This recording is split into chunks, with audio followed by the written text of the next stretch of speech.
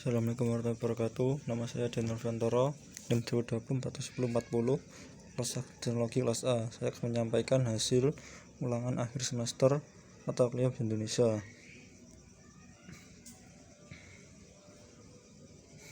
1. Jelaskan pola bentuk gabungan terikat. Jelaskan kembali bentuk gabungan terikat berikut.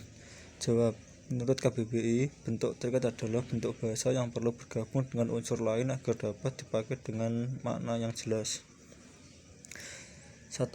Adi plus kuasa, adi kuasa. 2. Catur plus tunggal, catur tunggal.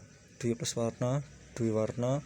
Ekstra plus kurikuler sama dengan ekstra kurikuler. Kontra plus revolusi, kontra revolusi. 6. Purna plus wirawan sama dengan purnawirawan. 7. Sabta plus kerida, sabta kerida. 8. Sub plus bagian sama dengan subbagian. 2. Jelaskan perbedaan bentuk penalaran deduktif dengan penalaran induktif. Berikan contohnya penalarannya. Jawab. Penalaran deduktif adalah dinilai dengan pernyataan umum diikuti dengan pernyataan khusus kemudian ditarik kesimpulan. Contoh pernyataan umum: mengembangbiakkan dengan cara mencangkok menghasilkan tanaman yang baru yang cepat berbuah. Pernyataan khusus: pohon jambu Pak Tono adalah hasil cangkokan. Kesimpulan: pohon jambu Pak Tono menghasilkan tanaman baru yang cepat berbuah. Penalaran induktif: cara berpikir dengan menarik kesimpulan umum dari pengamatan atas gejala yang bersifat khusus. Contoh: kerbau punya mata, anjing punya mata, sapi punya mata. Kesimpulan: setiap hewan mempunyai mata. 3. Jelaskan dan berikan contoh transkripsi dan transliterasi. Jawaban. Transkripsi merupakan pengalihan tuturan ke dalam bentuk tulisan, penulisan kata, kalimat, atau teks dengan menggunakan lambang bunyi. Contoh: saya ingin menjadi guru yang handal.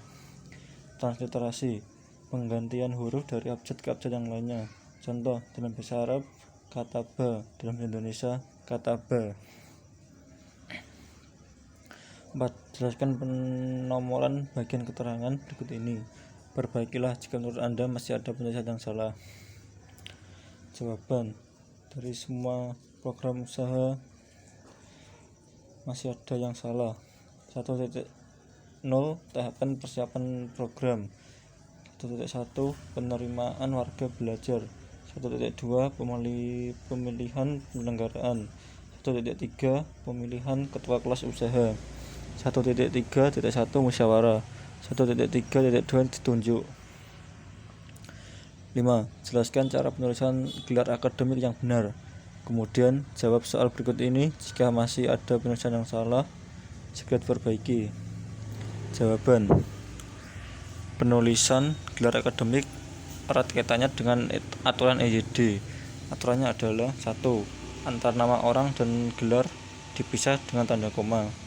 2. Gelar ditulis dengan tanda titik sebagai pemisah antara singkatan dan gelar. 3. Jika terdapat lebih dari satu gelar, maka di antara gelar tersebut dipisah dengan tanda koma. 1. Bayu Maharani, STTS R.M. Pratama, M.M. 3. Dr. Irfai Faturrahman,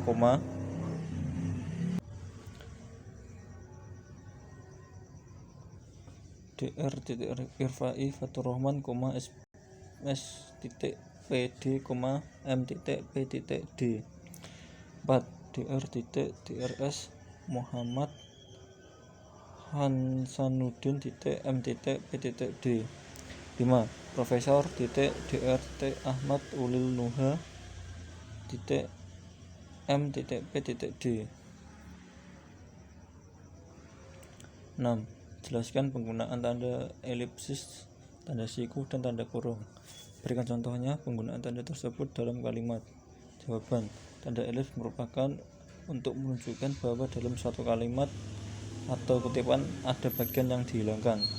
Contoh: penyebab kemerosotan titik-titik akan diteliti lebih lanjut. Tanda siku untuk mengapit huruf, kata atau kelompok kata sebagai koreksi atau tambahan atas kesalahan atau kekurangan naskah asli yang ditulis oleh orang lain. Contoh, ulang tahun proklamasi kemerdekaan Republik Indonesia dirayakan secara khidmat. Tanda kurung untuk mengapit tambahan keterangan atau penjelasan digunakan untuk mengapit yang bukan bagian kalimat. Contoh, dia memperpanjang surat izin mengemudi (SIM). 7.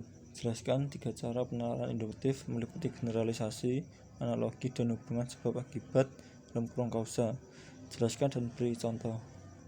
Jawab. Generalisasi merupakan proses penalaran berdasarkan pengamatan atas sejumlah gejala dengan sifat-sifat tertentu mengenai semua atau sebagian dari gejala serupa. Contoh, murid laki-laki itu pergi ke sekolah, dia memakai seragam sekolah. Analogi, penalaran dengan cara membandingkan dengan dua hal yang banyak mengandung persamaan dengan persamaan tersebut. Contoh, kalau Anda gemar tanaman hias, tentu Anda mengenal dengan baik cara menanam dan merawatnya dalam taman. Pada dasarnya, merawat tanaman sama dengan merawat anak dalam keluarga, keduanya sama-sama memerlukan keterampilan perhatian khusus. Kausal, sebab akibat, proses penularan yang diperoleh dari gejala-gejala yang saling berhubungan. Contoh, harga beras dan kebutuhan pokok lainnya melonjak tinggi. Kenaikan harga tersebut mencapai 2 kali lipat dari harga semula, sehingga banyak warung mengalami gulung tikar. 8. Jelaskan yang dimaksud dengan silogisme. Berikan contohnya. Jawaban. Silogisme merupakan cara menarik kesimpulan secara deduktif, yakni dari premis-premis umum (mayor) dan juga khusus (minor).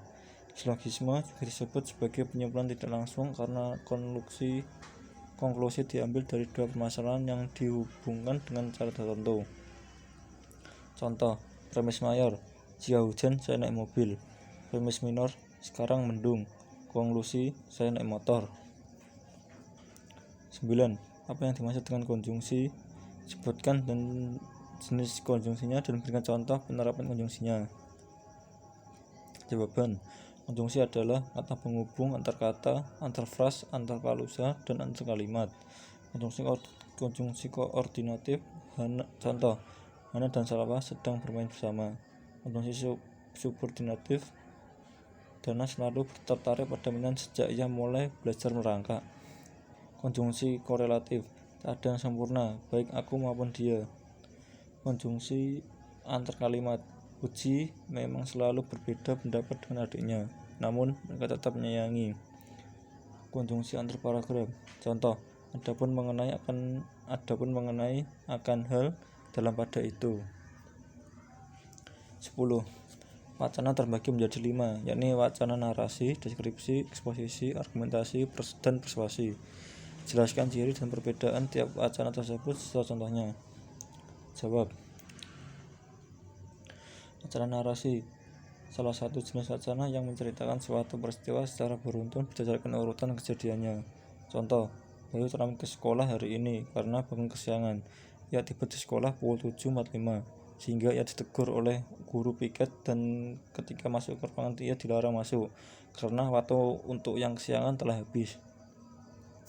Wacana deskripsi, wacana yang menggambarkan sesuatu dengan jelas dan terperinci. Wacana deskripsi bertujuan untuk menggambarkan terhadap sesuatu dengan sejelas-jelasnya sehingga si pembaca seolah-olah melihat. Contoh, seperti keadaan banjir. Wacana persuasi, wacana yang berisi himbauan atau ajakan kepada orang lain untuk melakukan sesuatu seperti diharapkan oleh penulisnya. Contoh, propaganda kelompok iklan dalam media massa.